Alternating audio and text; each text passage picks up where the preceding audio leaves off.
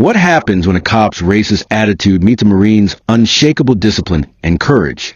The moment one officer tried to abuse his power, he was met with a response no one saw coming. One that left him exposed and put in his place for good. You won't believe how this encounter unfolds. Before we dive in, let me know where you're watching from and what time it is. The evening air was calm and cool as the sun dipped low behind the suburban streets. The kind of calm that makes you forget just how quickly things can change. For Marine Corporal James Jake Thompson, this Tuesday was starting out just like any other.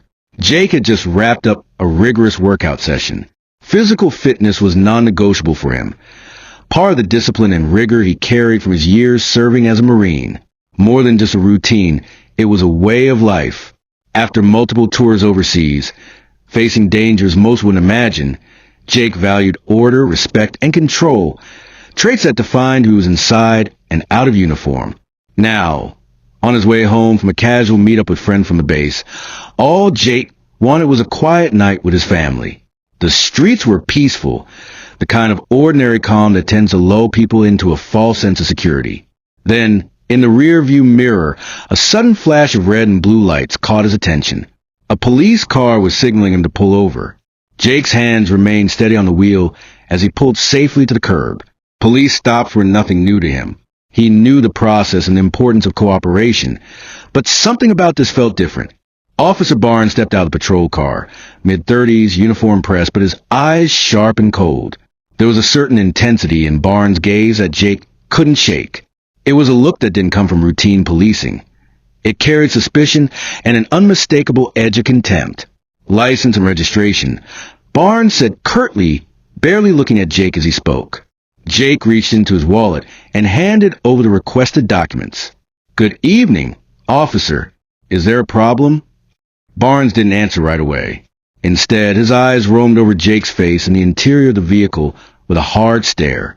"You're lucky this isn't a restricted area," Barnes said slowly, his voice low and biting. "We don't usually see people like you driving through here." The words hit Jake like a slap. "People like me?" he asked, voice steady but cautious. Jake was no stranger to prejudice, but hearing it directly, especially from a figure of authority, was a bitter pill. "I'm a Marine," Jake replied calmly, "serving my country honorably." Barnes let out a sarcastic laugh. "Yeah, sure. Out here, you're just another face to me." Jake's military training kept him grounded. He knew when to hold back and when to assert himself. "Officer, can you please tell me the reason for the stop?" Barnes tapped the pen against the roof of Jake's car. "Routine check," he said, though the words sounded hollow. "But maybe you're hiding something." Jake shook his head. "I'm not hiding anything. Just driving home." But Barnes wasn't satisfied. "People like you tend to cause trouble around here. Maybe you should step out of the car." Jake hesitated. The sudden demand wasn't justified. He was aware of his rights and didn't want to escalate the situation, but he also wasn't going to be intimidated. "Sir, I haven't done anything wrong. Can you explain why I'm being detained?" Barnes sneered. "Because I say so." The tone in Barnes' voice left no room for discussion. Jake's heart rate rose, but not out of fear. It was a sting of blatant racism mixed with an abuse of power. Behind Barnes, a few neighbors began to peek from their windows, sensing the tension. Jake remained calm. "Officer, I respect your position, but I'm asking again, why am I being detained?" Barnes took a step forward, eyes narrowing. "Because I said you're under arrest for resisting a lawful order." Jake's training immediately kicked in. "I'm not resisting anything. I am not under arrest." Barnes's voice grew louder. "Step out of the car now." Jake didn't move. "Put your hands where I can see them." Slowly, Jake placed his hands back on the steering wheel. The crowd grew larger.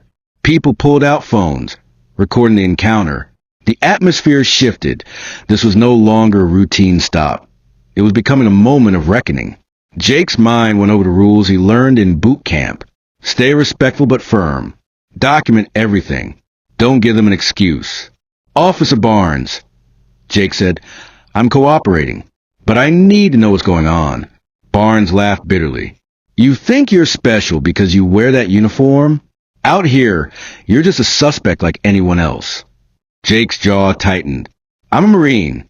I deserve respect. I'm here peacefully. Barnes took a step closer, voice low and threatening. I don't care. Jake decided to take one more step. Slowly, he pulled out his phone and hit record. Barnes's face flickered with surprise. What are you doing? Protecting myself from harassment, Jake said evenly. The crowd's whispers turned into quiet applause. The power dynamic shifted. Barnes realized he was being watched in a way he hadn't expected. The tension was thick, but Jake held his ground. This wasn't just about a traffic stop anymore. It was about standing up to racism, about knowing your rights, about dignity in the face of abuse. No one moved as Barnes hesitated, unsure of his next move. Jake's calm determination had changed the script. The quiet suburban street had turned into a stage for a confrontation that no one would forget. As the sun finally set, casting the street in shadows, Jake remained seated, eyes steady, phone recording every word every moment. The officer's next move would define the rest of the night. The tension between Marine Corporal James Jake Thompson and Officer Barnes was palpable as the sun disappeared completely behind the neighborhood houses. The streetlights flickered on, casting long shadows that danced along the sidewalks. But it wasn't a fading light that made this moment feel heavy. It was a charged silence, broken only by the quiet hum of Barnes' patrol car engine and the distant murmur of the growing crowd. Jake sat calmly in his car, the glow of his phone screen reflecting in his eyes as he continued to record. His training as a Marine had prepared him for moments of crisis, but this was different. This was a fight for his dignity, his rights, and his safety, all in the face of blatant racism and misuse of authority. Barnes, on the other hand, was growing increasingly frustrated. His earlier confidence was beginning to crack under the weight of the witnesses filming, the calm defiance of Jake, and the knowledge that this interaction was no longer just between two men. It was now public. For Barnes, this wasn't just about a traffic stop anymore. It was about control, pride, and his own ego. But Jake was about to remind him that true authority comes from respect, not fear. Step out of the vehicle, Barnes barked again, his tone sharp and uncompromising. Now. Jake's fingers tightened on the steering wheel, but he didn't move. His voice remained steady, but firm. Officer, you have no legal grounds to detain me. I am not resisting, but I will not comply with an unlawful order. Barnes's eyes flashed with anger. Unlawful? I'm the law here, Marine. A murmur ran through the crowd, the community watching intently as the confrontation escalated. Some neighbors had pulled their phones from their pockets, some stepping onto their porches, others simply standing at the edges of their lawns, unwilling to look away. Jake's mind was clear. Every word mattered, every gesture. He knew that the slightest mistake could be twisted against him. But he also knew that silence or submission wasn't an option. Barnes moved closer, his face inches from Jake's window. I don't have to explain myself to you. Jake's response was quiet but resolute. You should. You're sworn to protect and serve, not intimidate and harass. The words hung in the air, heavy with meaning. Barnes glanced around nervously, realizing that the crowd and the recordings could make this a public relations nightmare for the police department. He lowered his voice, trying to regain some semblance of control. Look, Marine, just step out of the car, so we can clear this up. Jake shook his head slowly. No, not until you tell me why I'm being detained. This is harassment. Suddenly, the sound of a siren in the distance interrupted the standoff. Another patrol car was approaching, its lights flashing urgently.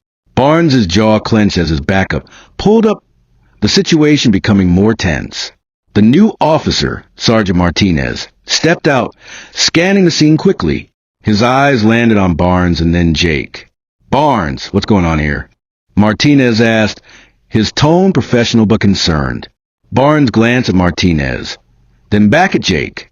Routine traffic stop. Suspected resisting lawful orders. Martinez frowned and looked directly at Jake. Sir, what's your side of the story? Jake nodded respectfully. Sergeant, I was pulled over without explanation. Officer Barnes demanded I step out of the vehicle without cause. When I asked for the reason, he refused to give one and became hostile. I have done nothing to warrant detention. Martinez raised an eyebrow and turned to Barnes. Is that true? Barnes hesitated, then shrugged.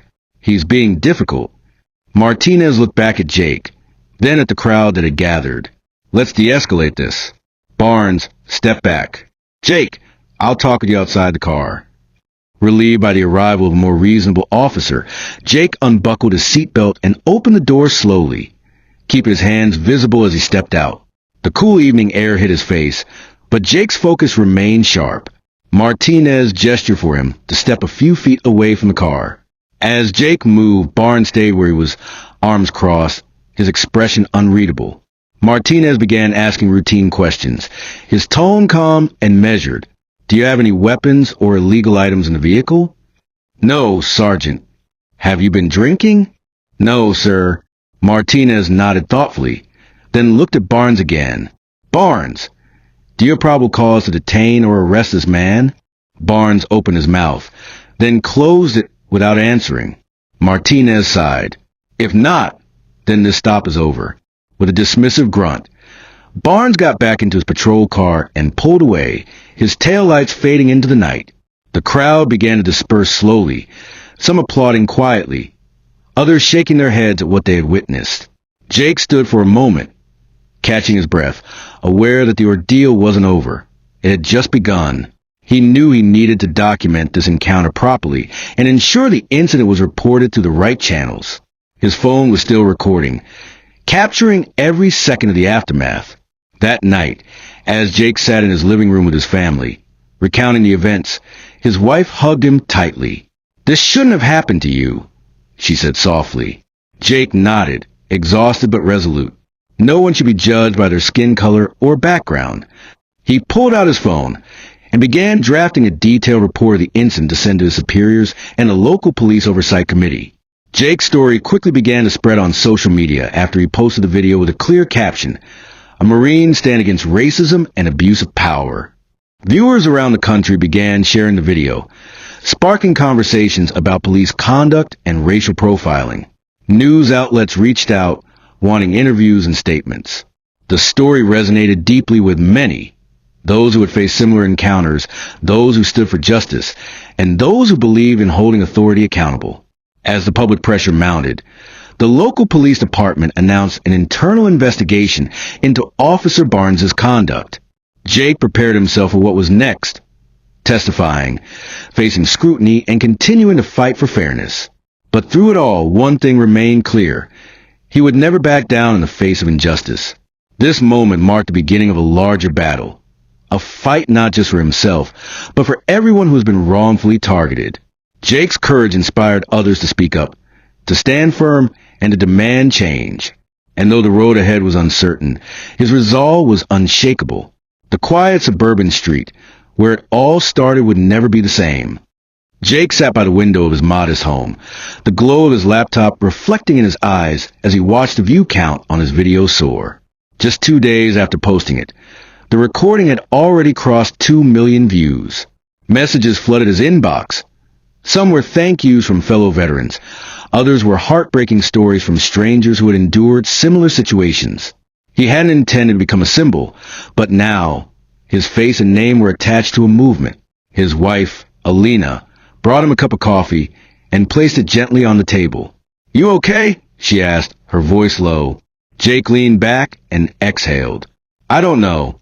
I've had weapons pointed at me overseas, but somehow this feels more personal. Like I was being attacked in my own country, in my own backyard." Alina sat beside him, wrapping her arms around his. "You didn't just stand up for yourself, Jake.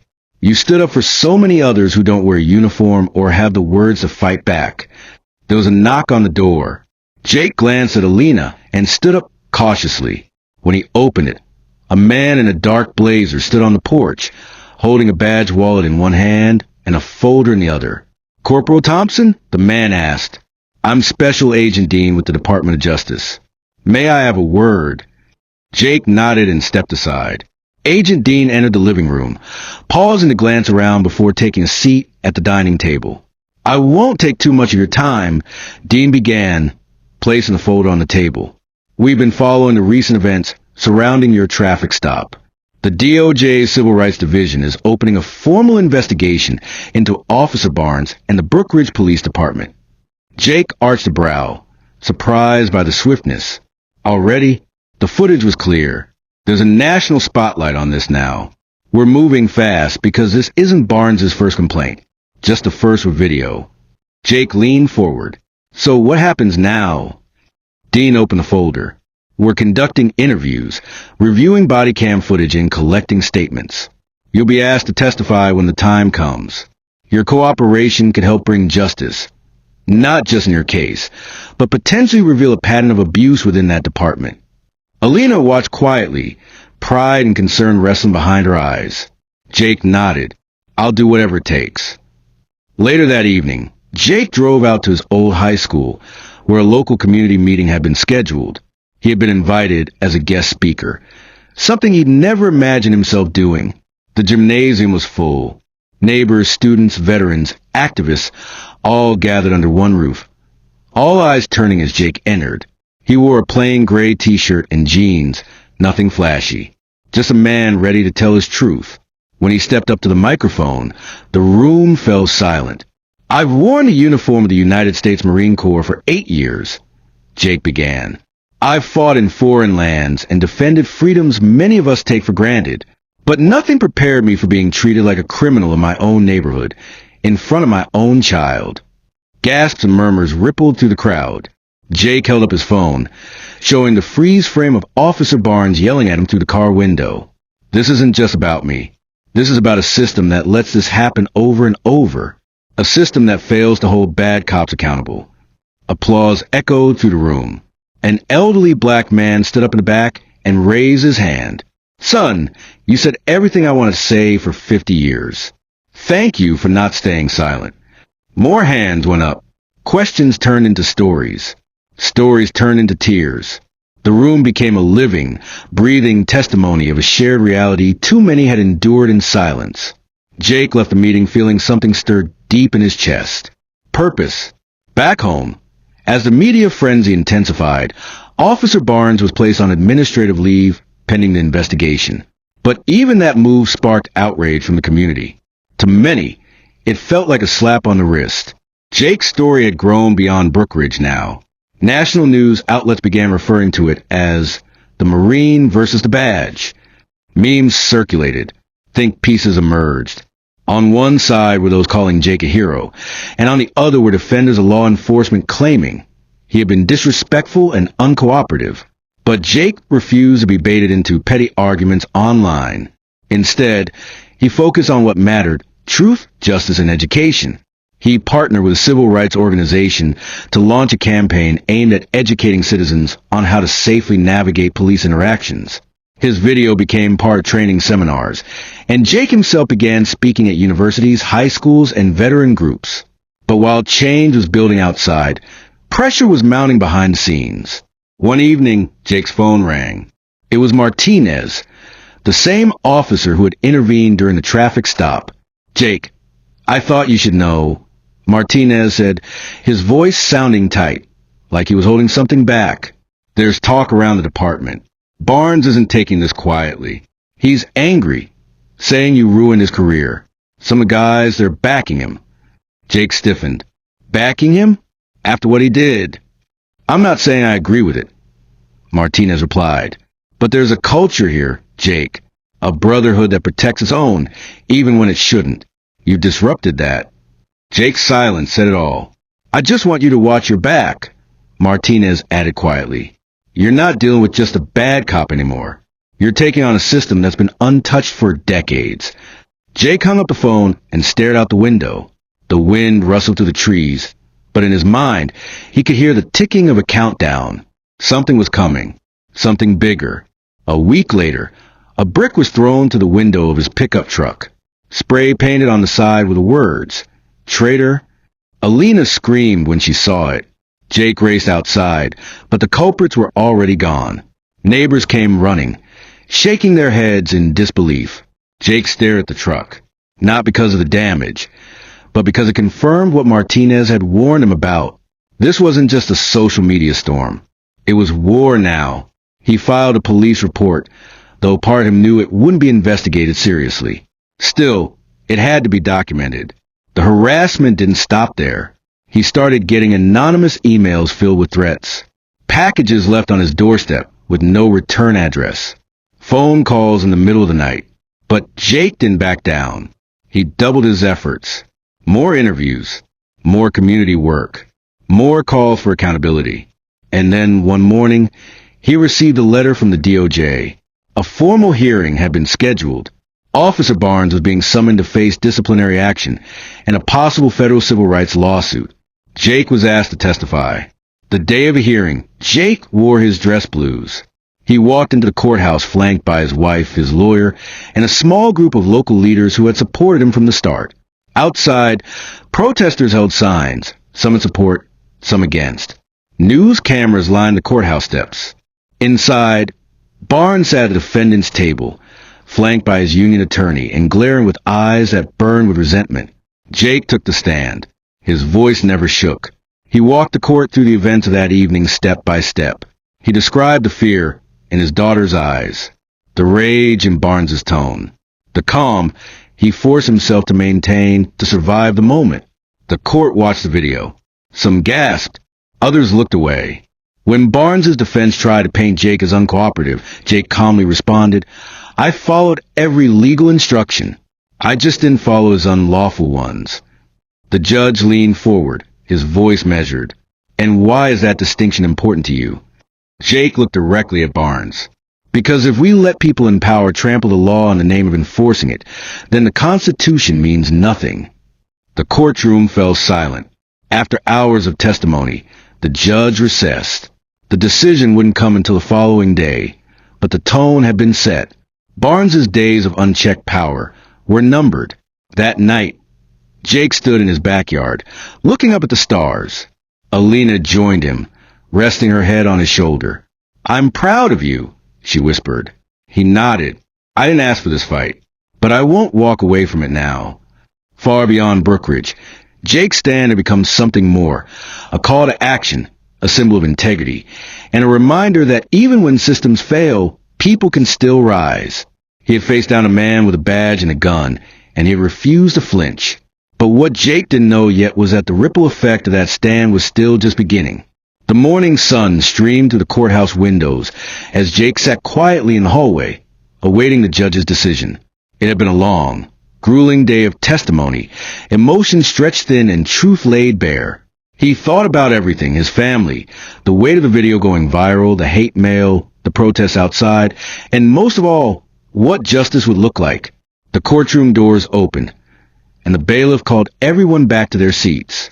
Jake took a deep breath as the judge entered. The room fell silent. After reviewing the evidence, hearing testimony from both parties, and considering the legal arguments, this court finds Officer Barnes guilty of violating the civil rights of Corporal Jake Thompson.